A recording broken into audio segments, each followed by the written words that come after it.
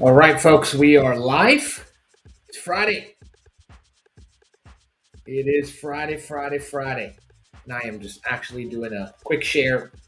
Facebook recently changed the entire live stream on us. It's pretty crazy. They now do not allow you to live stream anywhere unless you do it manually. So you can't use a tool like the one I'm using right now, which is Restream, to be able to live stream, which is crazy. But anyway, it's Friday. I was able to share this story. So we're going to be talking about some awesome stuff today. Happy Friday, folks. Happy Friday. This is George Salas here. Man, I'm happy to be back here. Last week, we went through a craziness during a hurricane and the eye passing through us, and it was insane. We spent the entire week trying to survive. So I was not able to go live last week as I was scheduled. We're going live every 2 weeks right now, sharing some trends, challenges, great things happening in the short-term vacation rental market.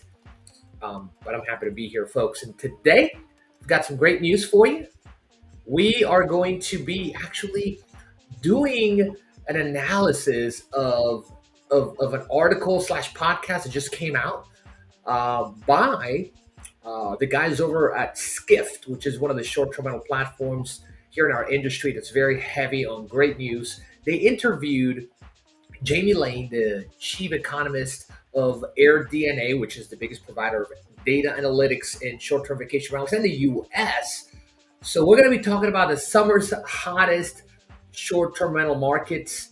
We're going to talk about the Airbnb versus VRBO summer trend. We're going to talk about the increased travel that happened nationally in during 4th of July, as well as what happened down here in Houston and sort of that path of Texas during Hurricane Beryl. Some few short-term rental trends, the impact of international travel here in the U.S. and how it's coming back or it's not. Platform dynamics, Airbnb versus VRBO, of course. We're going to talk about some marketing strategies and unique stays of what they're doing to the actual short-term vacation rental industry. Again, my name is George Salas, and we go live here every couple weeks. Soon to be, we will be dropping a podcast, but we're working on that right now. And then we won't go live. We're actually planning on doing sort of a combination of a live and recorded podcast so we can release it on all the podcast platforms and go live at the same time. I learned this technique from one of my friends, Al Nicoletti. You know, he goes live for 3 years already. I was in his podcast a couple years ago, and he records it, goes live at all his social media platforms at the same time.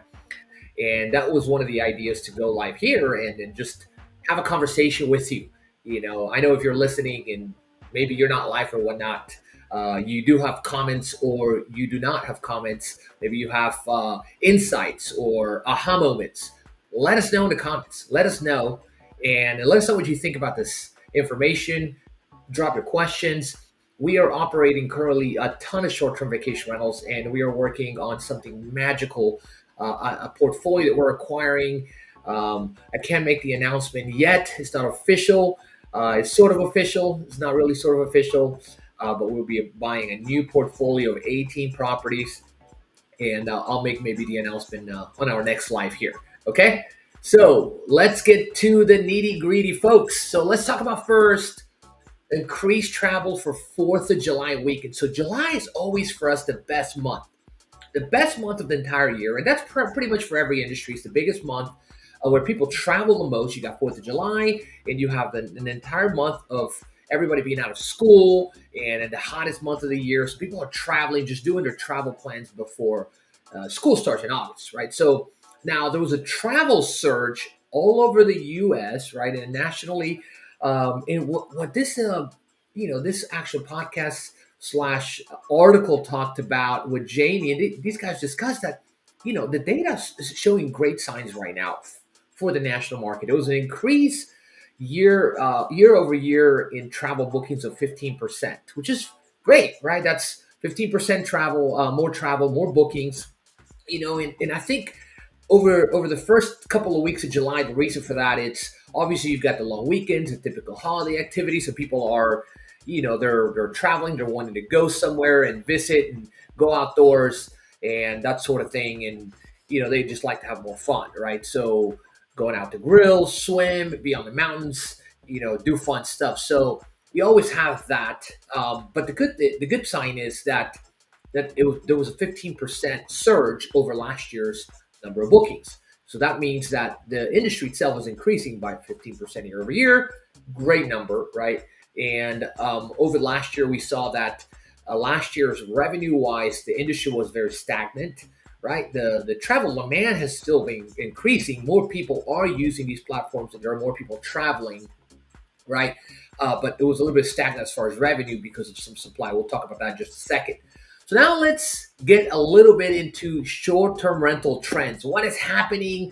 How's the market performing nationally? How's the Houston market performing? Right. So, well, July, the Houston market was a little crazy 4th of July weekend. I would say it's right about where it was last year, right? But then something happened right after 4th of July. On Monday, which is the day after the holiday weekend, a hurricane hit us. And I'm sure if you watch the news, you understand that a huge hurricane hit us. It was only category 1, but it's huge for us because it just knocked everything out. I mean, imagine not having electricity for a whole entire week, no cell service, no internet, no gas, no propane. I mean, literally, I couldn't even talk. Or I couldn't even pull up anything on my phone, call anyone, text anyone. Wow, crazy. So what happened as far as surge, right? So during that weekend, the surge was great, Houston wise. But then as soon as the hurricane hit, everybody just went bananas, crazy, right? So now you have Monday, everything goes out, right? And then people don't know what to do. They're like, hey, running to the stores for generators. I ran to the store for a generator, right? Just like everybody else. I got one during the eye on Monday. And they sold, I was there like 3 times maybe trying to get this generator hooked up, right? All the tools and everything I needed. So they sold out of 1,000 generators in just one day. It's pretty insane, right? So then after that, take Tuesday, people are like, okay, well, electricity's not coming back. This is actually pretty serious. So they go crazy. So on Wednesday, this crazy surge that starts in Houston of like everybody just getting a little desperate because Monday was kind of cool. The hurricane passed through, so the temperature wasn't that bad. People are just trying to figure out self-preservation mode, make sure that everybody's alive. As far as I knew, there was always 18 people that passed away during this hurricane. So my praise to their families for anyone that has passed away during this tragedy here and that happened through Houston and the East Texas East Coast, right? So then Wednesday comes around and everything goes crazy. People are literally fighting for short-term vacation rentals for hotels. There's no hotels within 150 miles. I mean, and what are we doing? We have no electricity, no internet, no cell service. So we have a business to run. We can't even communicate with our team. So I got myself on operator mode, just like I used to like a few years ago, 2018, 19, 20. And Mona and I went and found finally a place with internet. Call it Wednesday afternoon, right? So we finally have visibility in our business. Things are crazy. People are just insanely looking for places to stay because it's really hot by then.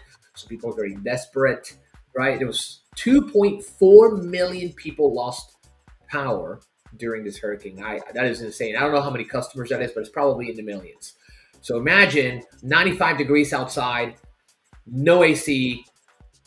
It's insane. It's hot, right? So my next door neighbor, 2 doors down neighbor, one of their family members, we didn't know this, but they stayed there during the last couple of days of the no power situation, and they ended up getting paralyzed. So, folks, if this ever happens again, number one, be prepared. I know this is not a preparation for the hurricanes, but just to give you a little, like, hey, my next door neighbor got paralyzed. So you gotta kind of understand what happened. So I learned this is my first time having a bunch of rental properties going through this kind of thing, and it was pretty crazy, right?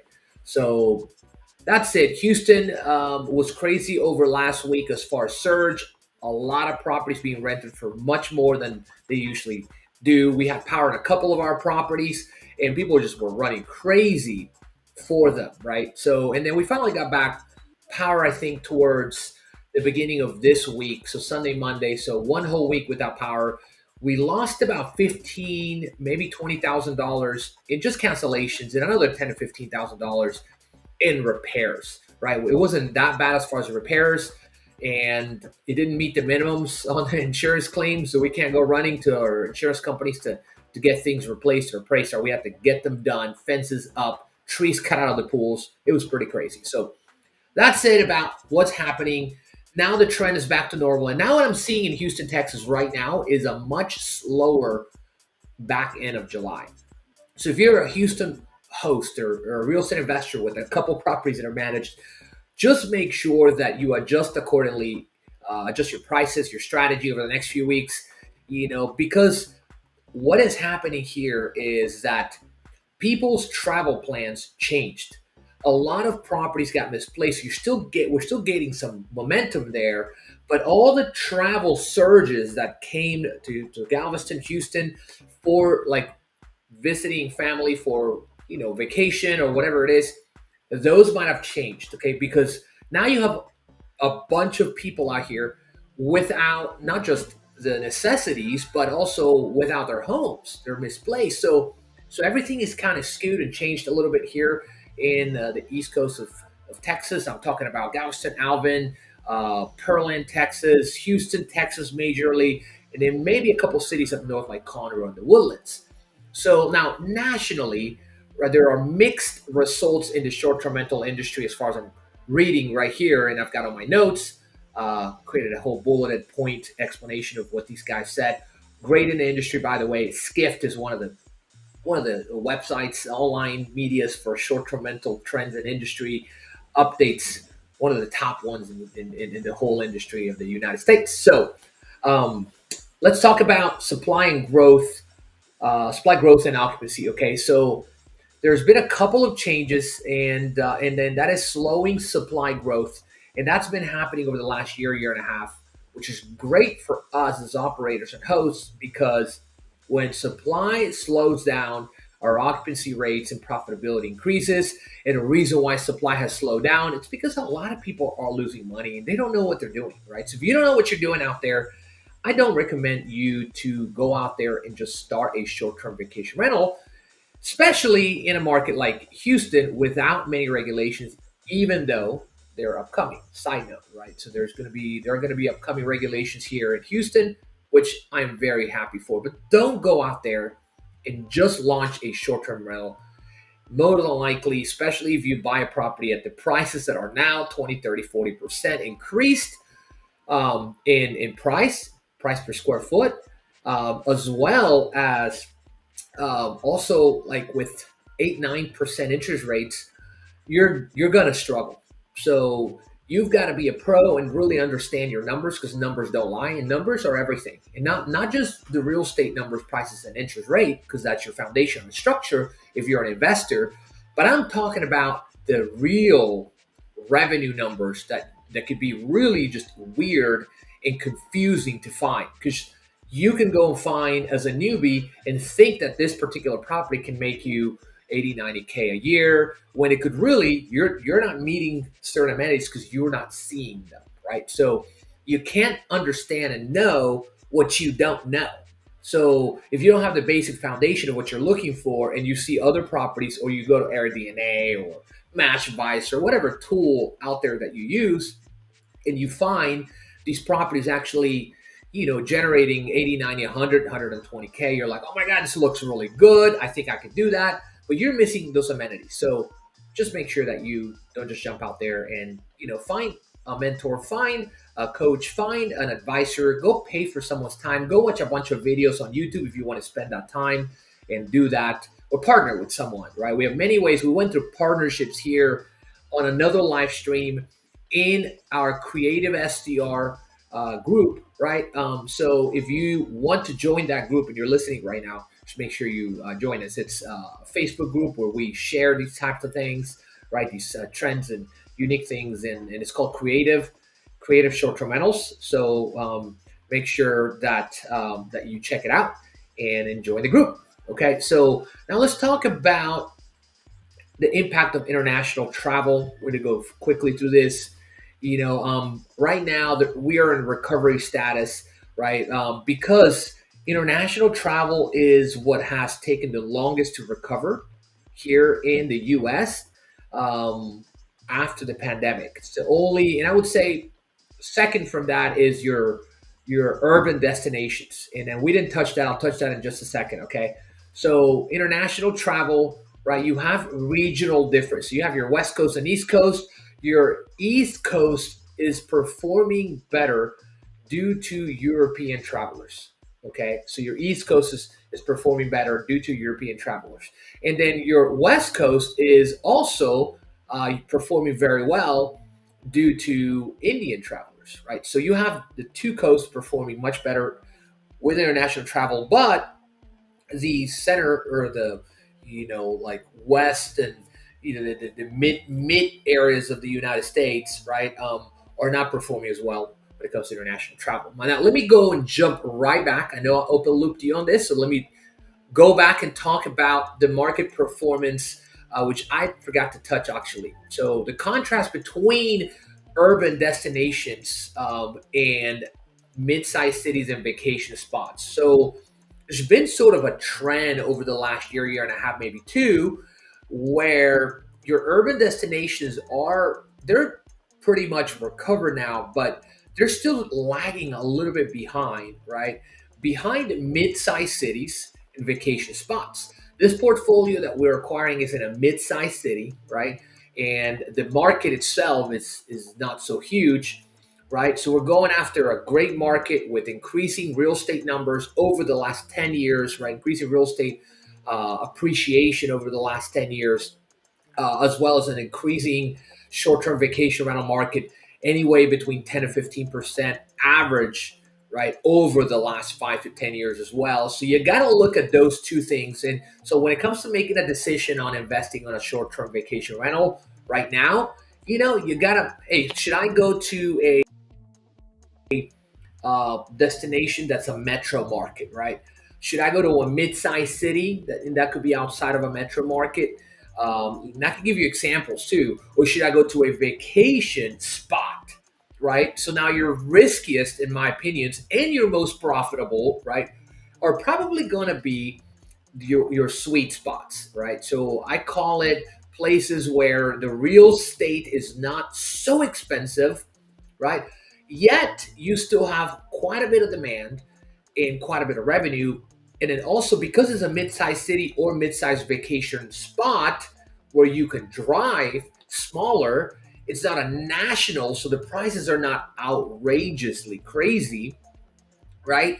And then also you're not fighting against a bunch of amazing properties. You can go in there and really create something different and unique and win without too much competition, right? And just to give you a couple examples, right?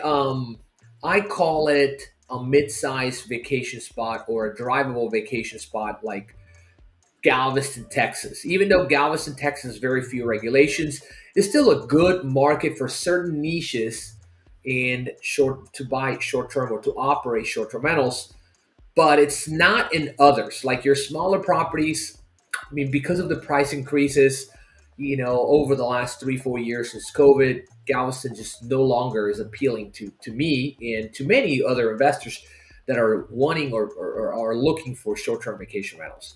Okay, so you got to look in between. Hey, should I go to a metro place, metro market?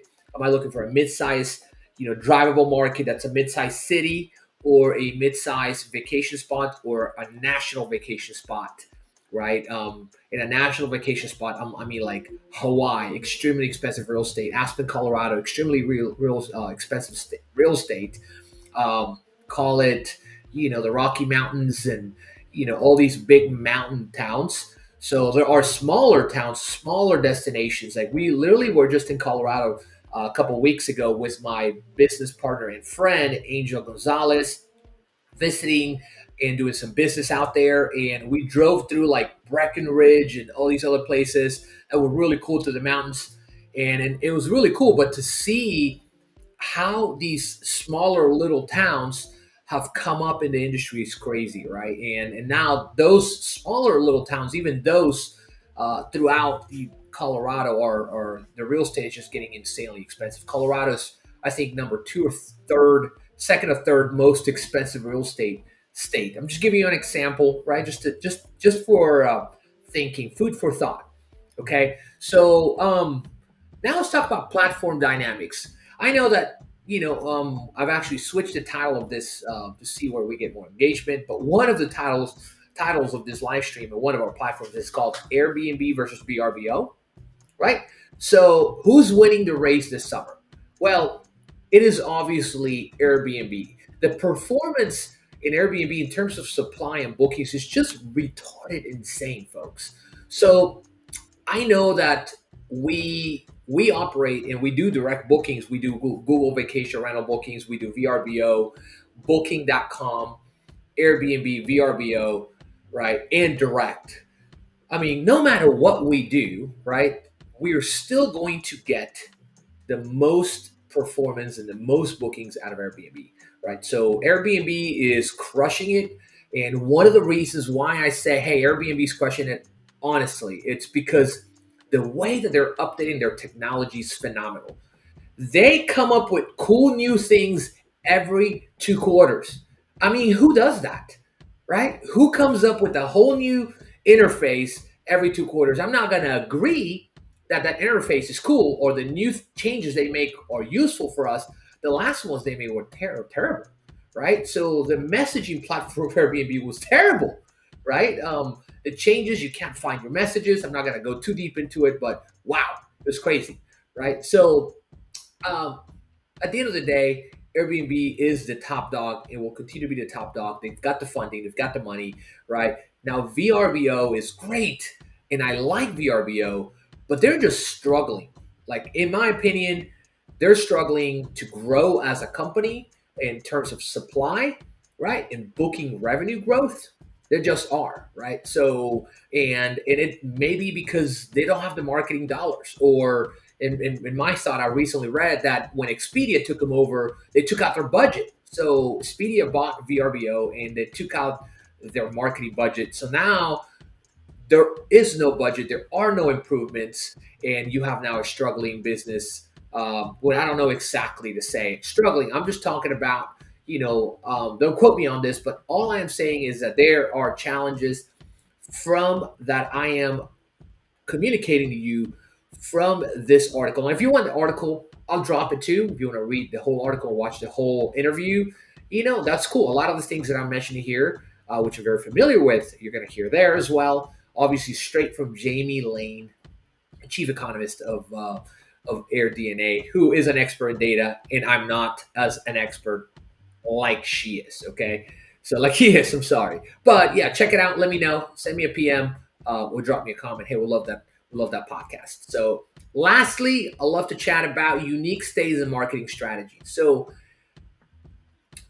man, this industry, it's literally going towards a unique stay, but now unique stays, they're really categorized as like tree houses and little cool cabins in the middle of nowhere. Those are really unique stays. Like, there's some really cool properties in the desert, like Martian, like spaceships, and plane properties. Like, there's an actual airplane in Greece that's an Airbnb rented for like $2,000-3,000 a night or $5,000 a night.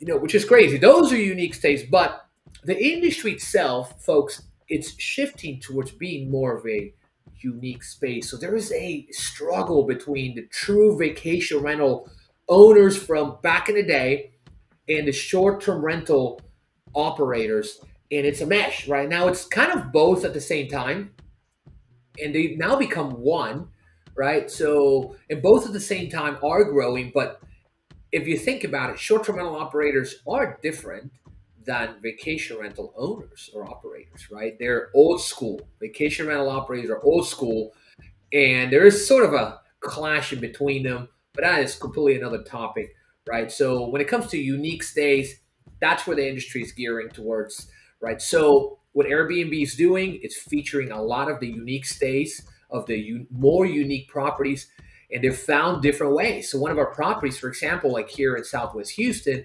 won an award, and now they drop an award for one of the best. I don't know if it was top 10, top 100, or in what city or whatever, but it has an award for the best designs. So cheers to my wife Mona for being the lead in all of the cool designs that we do now in our properties. So we won an award, and now the property gets booked so much more because it's got that feature, and it's a 5-star property, and now that property got the the guest favorite tag on it too. So what Airbnb is doing is trying to create a difference between these more unique properties and feature them in certain, like winning awards, etc., and then putting all the other properties behind, because the industry itself is shifting towards that, and Airbnb as a leader is marketing and promoting that. So their marketing tactics are featuring those things to boost, those items to boost usage, to boost attraction from people to the platform. Because when they market, that's what brings in, and the reason why they market this, because there's more of an emotional connection.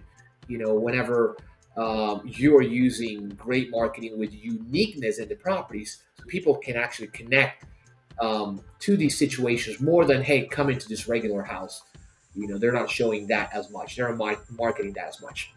But anyway, key takeaways, right? So there's been basically travel increase for July nationally across the entire United States by 15%. July in Houston is this kind of iffy, really weird. Last 2 weeks are really weak because of the hurricane.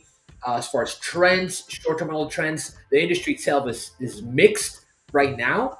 The urban destinations are still kind of lagging a little bit. And the most successful cities are mid-sized cities and vacation spots, right? Supply growth and occupancy. Supply growth has decreased, which is great. And now I think we're very even, or maybe the demand is growing at a little faster pace. Everywhere changes, right? Nationally, we are in a great position for growth as an industry, right? And the reason for that is obviously interest rates and real estate prices, which there's no supply, so they're not going anywhere, right? Nationally, we have only a few markets where the real estate has decreased in value. Most of them still, because there's a supply, you have it still increases year over year, right? International travel, right? You have East Coast and West Coast really killing it, crushing it, where the Midwest, mid areas of the United States are not. Now Airbnb versus VRBO, Airbnb is crushing it. And then again, lastly, go for your unique stays, folks. Go for your unique stays. Create unique properties when you are doing this. And if you need some support, some help, you want to chat, you want to partner with us, we do it all. We essentially partner with our investors. We partner with investors, right? Obviously, this is not a solicitation, but we partner, and we also walk you through how to do this, right? And we'll soon be releasing a new investment opportunity here, which is marketable for accredited investors as well, here in Houston, which can't announce yet, but it is coming. It's coming. It's coming. It's coming, folks. Thank you so much for listening and spending this 30 minutes with me. We'll see you in a couple weeks. Okay.